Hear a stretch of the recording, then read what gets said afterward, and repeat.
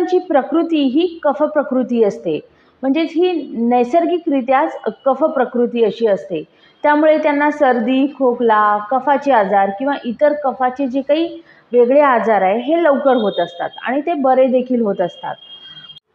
परंतु लहान मुलांनी कफकर आहार आणि विहार हा घेतच राहिला तर त्यांना हे कफाचे आजार वारंवार होतात आणि जास्त काळ टिकून राहतात आणि मग अशा वेळी ते शरीरामध्ये घर करून बसतात. मग यावेळी आपल्याला त्यांच्या आहार आणि विहाराकडे लक्ष देणं गरजेचे आहे. जर आपल्याला अशा प्रकारचा आहार आणि विहार माहीत पडला तर आपण लहान मुलांना त्यापासून नक्कीच लांब ठेवू शकू. त्यामुळे त्यांना असे आजार देखील होणार नाहीत. तर सर्वप्रथम बघूया की जो कफकर आहार असा आहे हा कोणत्या प्रकारचा आहे. हा कफकर आहार म्हणजे कफ